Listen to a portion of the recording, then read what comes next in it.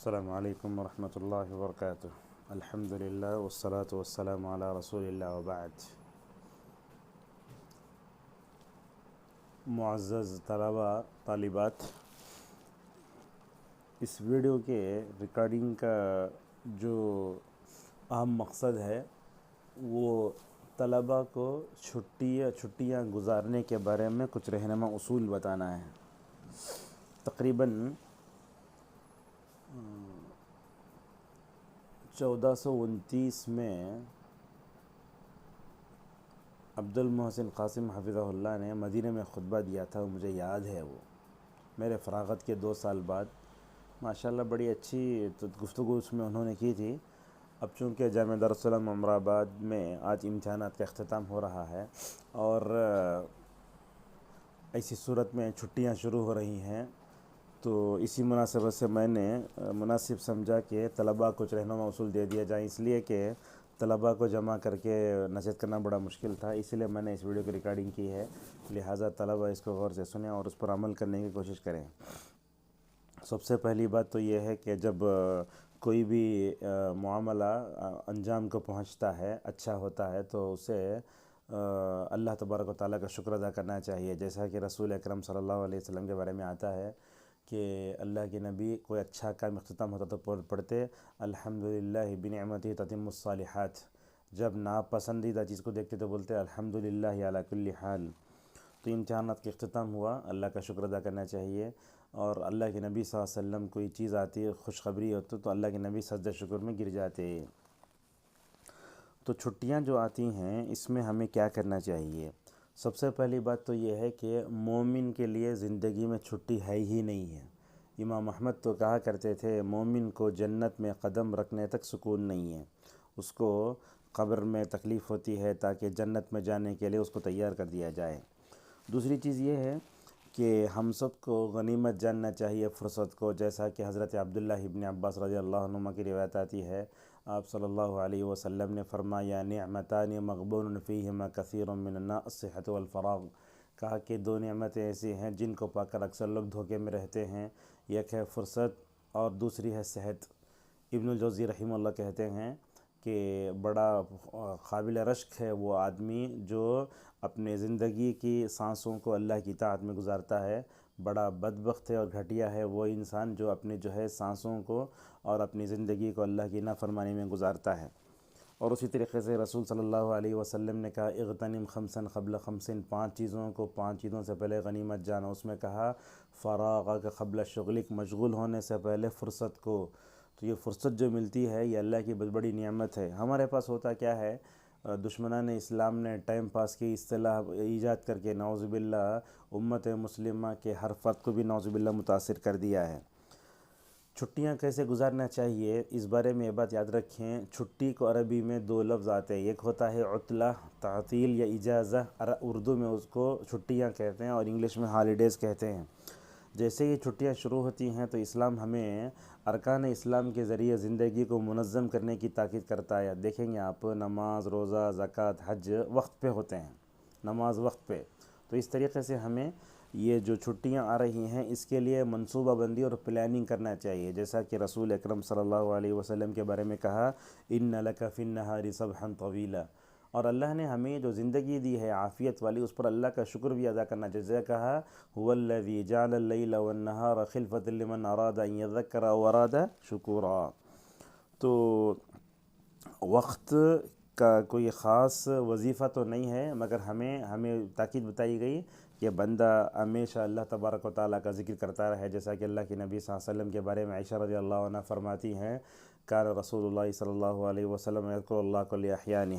معزز طلباء، آج آپ سفر پہ نکل رہے ہیں تو سفر پہ جاتے ہوئے اسلامی تعلیمات کا مکمل طور پر لحاظ بھی رکھنا چاہیے، دوران سفر کسی کو تکلیف نہ ہو، پبلک پلیسز میں نمازیں نہ پڑھیں اور ایک دوسرے کو تکلیف نہ دیں، اور ہندوستان میں رہتے ہوئے ملک کی سالمیت اور یہاں امن و سکون کے لیے بھی ہمیں مکمل طور پر کوشش کرنا چاہیے۔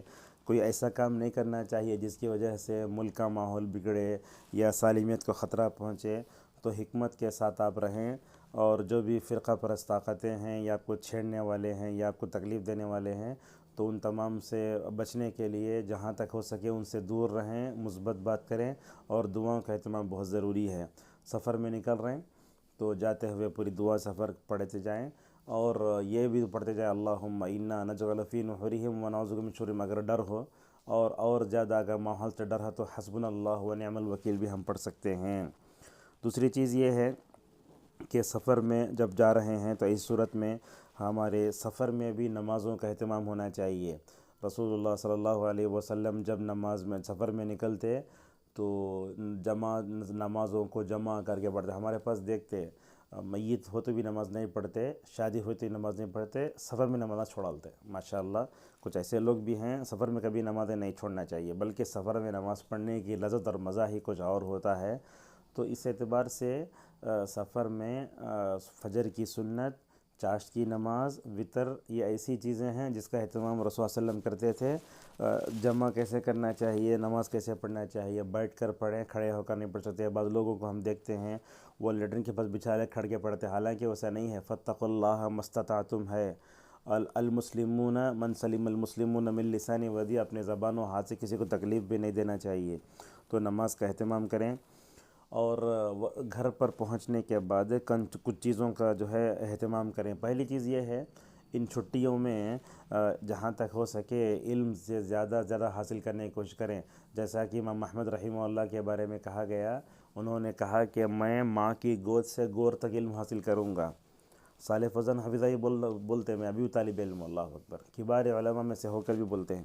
دوسری چیز یہ ہے اس سفر میں آپ جن چیزوں میں آپ کمزور ہیں اس کی طرف توجہ دیں۔ مثلا زبان میں کمزور ہیں، اردو زبان، انگلش زبان، یہ ایسی چیزیں ہیں جن کا حاصل کرنا آج بہت ضروری ہے۔ اور آج کل ہم دیکھتے ہیں طلباء میں انگریزی بھی، اردو بھی کمزور ہو رہی ہے، عربی کمزور ہو رہی ہے، لہٰذا زبانوں کا مطلب توجہ دیں۔ زید بن ثابت رضی اللہ عنہ دیکھو، شاید 10، 11، 12، 13 دن میں پوری عبرانی زبان سیکھ گئے وہ۔ تو اس طریقے سے ہمیں علم حاصل کرنے کا کوئی موقع چھوڑنا نہیں چاہیے۔ علم حاصل کریں، اساتذہ سے جڑ کر رہیں۔ کوئی استاد اگر آپ کے شہر میں آتا ہے اسے جائیں، خطبہ سنیں، اس سے وقت گزاریں، تجربے سے فائدہ اٹھائیں، اور عرب علماء کے جتنے خطابات آتے ہیں، سلفی علماء کے دروس وغیرہ سنیں، اور حرم کا خطبہ سننے کی کوشش کریں۔ دوسری چیز یہ ہے زبان سیکھیں۔ تیسرا یہ ہے کہ چھٹیوں میں صلہ رحمی بھی توجہ دیں، یہ بہت اہم چیز ہے۔ اللہ کے نبی صلی اللہ علیہ وسلم نے، حضرت عبداللہ ابن سلام کہتے ہیں، مدینہ میں داخل ہوتے آپ نے کہا وصلوا الارحام، کہ صلہ رحمی ہونا چاہیے۔ اللہ کے نبی نے خود کہا صل من قطعک واتقوا اللہ الذی تساءلون بہ والارحام، اور یہ قیامت کے دن پل صراط کی دونوں طرف کھڑے ہو جائیں گے رشتہ داری، امانت داری۔ تو یہ آج ہمارا معاشرہ اللہ کی رحمت سے محروم ہے، کیوں؟ اس لیے کہ صلہ رحمی نہیں ہو رہی ہے۔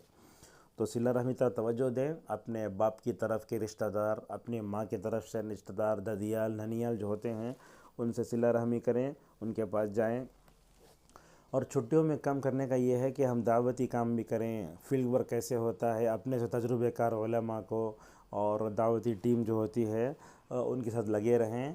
البتہ باطل افکار و نظریات رکھنے والے جو لوگ ہیں ان سے جہاں تک ہو سکے دور رہیں۔ اپنے دوستوں کی اصلاح کریں۔ اب ہوتا کیا ہے، طلباء دوستوں کے چھوڑ کر مسجد کو، مدرسے کو آتے ہیں، جب گھروں میں جاتے ہیں تو ان کو حقیر نگاہوں سے دیکھتے نہیں ہونا چاہیے۔ آپ کے دوست کا، آپ کا سب سے بڑا حق یہ ہے کہ آپ اسے جو ہے ماشاءاللہ غلط باتوں سے روکیں، معروف کا حکم دیں، منکر سے روکیں، نمازوں کی پابندی کریں، داڑھی کاٹتا ہے تو اس سے روکیں، گٹکا، پان پارا کی بری عادتیں ہیں تو اس سے روکیں۔ بعض وقت ایسا ہوتا ہے کہ طلباء اپنے برے دوستوں سے مل کر برے ہو جاتے ہیں، نہیں ہونا چاہیے۔ اپنے گھر والوں کی اصلاح کریں، یہ تو بہت اہم ہے۔ وَأَنذِرْ عَشِيرَتَكَ الْأَقْرَبِينَ، اپنے گھر میں گئے تو آپ جتنا علم حاصل کریں وہ تو جا کے پہنچے۔ جیسا کہ وہ مالک ابن حویرث رضی اللہ عنہ کی روایت میں آتا ہے کہ کچھ نوجوان آپ کے پاس تھے تو صحابہ اکرام کو اپنے گھر یاد آ گئے، تو آپ نے کہا جتنا تم نے سیکھا ہے یہاں لے جا کر اپنے گھر والوں کو سکھاؤ۔ تو اپنے ماں باپ کے سامنے دروس دو، کوئی موقع آئے تو نہ چھوڑو، مطلب ہفتہ واری درس یا ماہانہ خطاب یا خطبہ، کوئی موقع ہے تو نہیں چھوڑنا چاہیے۔ اپنے گھر والوں کی اصلاح بہت ضروری ہے، اپنے بھائی کی اصلاح، بہن کی اصلاح، چچا زاد بہن، چچا زاد بھائی، تائی زاد بہن سب ہوتے ہیں، تو ان کے رشتہ داروں کی اصلاح بھی ہے۔ جیسے کہا یا ایھا الذین آمنوا قوا انفسکم واہلیکم نارا، وہاں دو باتیں بتائیں علی رضی اللہ عنہ نے، علموہم و ادبوہم، ان کو علم بتانا، ادب بھی سکھانا۔ تو اس طریقے سے اپنے دوستوں کی، اپنے گھر والوں کی اصلاح بھی ہونا چاہیے۔ اور اسی طریقے سے وقت اگر آپ کو خالی ملتا ہے تو تھوڑا دیر آرام بھی کریں، اس لیے کہ کہا گیا کہ اپنے نفس کو آرام دینا بہت ضروری ہے۔ جیسے سلمان اور ابو درداء کے واقعے میں آتا ہے کہ ابو درداء نماز پڑھتے ہوئے بھی طرف توجہ بھی نہیں دیتے تھے، تو سلمان نے کہا ان لنفسک علیہ حقا، تمہارا نفس تمہارے اوپر بھی حق ہے۔ تو صبح کے وقت میں نماز فجر کے بعد چہل قدمی، یا شام میں یا رات میں کبھی اپنے نفس کو آرام چھوڑیں، ذرا ٹوپی سب نکال لیں، ڈھیلا ڈالی لباس پہن کے کھلی فضا میں جائیں، پارکوں میں ادھر ادھر گھومیں۔ تو اس طریقے سے یہ بھی ہے۔ اور صبح شام کے اذکار کی پابندی بہت ضروری ہے۔ ایک مومن اور کافر میں یہ فرق ہے۔ ابن الصلاح رحمہ اللہ کہتے ہیں یہ جو اذکار، ادعیہ، وظائف ہوتے ہیں، یہ اصل میں قلعے کی طرح ہے مومن، اس لیے کہا حصن المسلم۔ انہوں نے نام بھی اچھا رکھا، جس نیت سے پتہ نہیں وہ کتاب شائع ہوئی، کروڑوں نسخے شائع ہو گئے ماشاءاللہ۔ تو صبح و شام کی دعاؤں کا اہتمام کریں۔ فرائض کی پابندی بہت ضروری ہے۔ اذان کے ساتھ ہی آپ چلے جائیں، اذان کا اہتمام کریں۔ علامہ ابن حجر رحمہ اللہ نے ابن جریج سے نقل کیا ہے کہ اسلاف اذان کی بھی عزت کرتے تھے، تعظیم کرتے۔ اذان شروع ہوئی، آپ کا خشوع خضوع نماز میں شروع، توجہ دو اس کی طرف۔ اس کے بعد جو ہے نماز میں پہلی صف میں رہیں، خصوصاً نماز فجر کی سنت، اور دعاؤں اور یہ نمازوں کے بعد کی اذکار کی پابندی کریں۔ طلبہ کو دیکھتے جیسے ہی مطلب چھٹی میں چلے جاتے، موبائل لے لیتے، لے کے ہر جگہ گھومنا۔ تو اس طریقے سے عبادت کی جو لذت ہے، علم کی جو لذت ہے، ماشاءاللہ وہ لذت بڑی لذت ہے۔ کھانے پینے کی لذت تو کافی کے پاس بھی ہے، لیکن مومن کے پاس جو لذت ہے وہ ایمان کی حلاوت ہے، عبادت کی لذت ہے۔ ابن القیم کہتے ہیں لذت العلم لا یساویہا ای لذت، جو علم کی لذت ہے وہ اس کا کوئی مقابلہ کر ہی نہیں سکتی۔ اور نوافل کا اہتمام بھی کریں، اور یہ جو 10 رکعت ہیں جس کے پڑھنے سے ماشاءاللہ گھر میں جو جنت میں گھر میں محل بنتا ہے، اس کی طرف بھی توجہ دیں۔ اور یہ سردی کے دن آ رہے ہیں تو لمبی راتیں ہم سے تقاضا کرتی ہیں کہ ہم رات کے آخری حصے میں ان کا تہجد پڑھیں۔ ابن مسعود رضی اللہ عنہ جب آتا تو بولتے مرحبا بالشتاء، اے موسم سرما تیرا آنا بہت مبارک ہو۔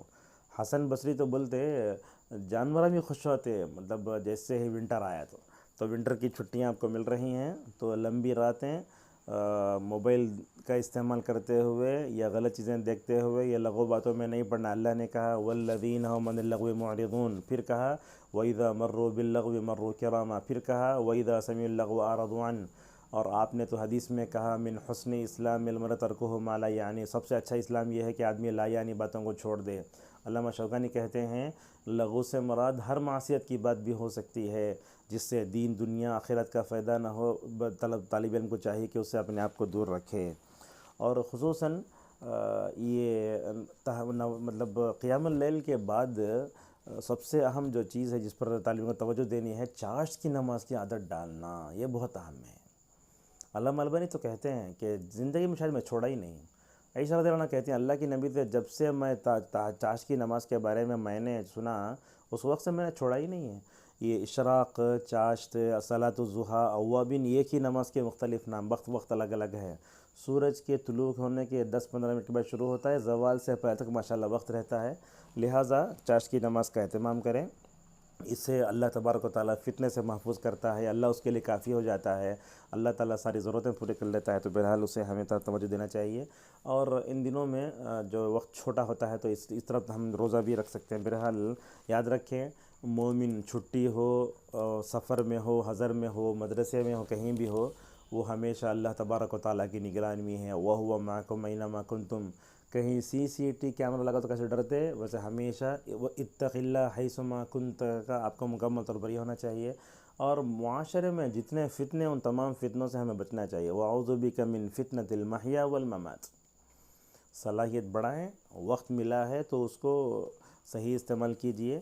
حسن بصری رحمہ اللہ کے اس قول پر اپنے گفتگو ختم کرتا ہوں، یوم لک و یوم علیک، اگر آپ صحیح بات کرتے ہیں تو صحیح ہے، اگر ورنہ تو یہ وقت اگر جو ہے اللہ تعالیٰ کی نافرمانی میں اگر گزاریں گے تو یہی قیامت کے دن ہمارے لیے حسرت بن کر آئے گا۔ اللہ سے ہماری دعا ہے اللہ تبارک و تعالیٰ طلباء کے سفر کو آسان فرمائے۔ جو باتیں بتائی گئی ہیں طالبان علوم نبوت کو اللہ تعالیٰ ان تمام رہنما اصول پر عمل کا توفیق عطا فرمائے۔ وآخر دعوانا ان الحمد للہ رب العالمین۔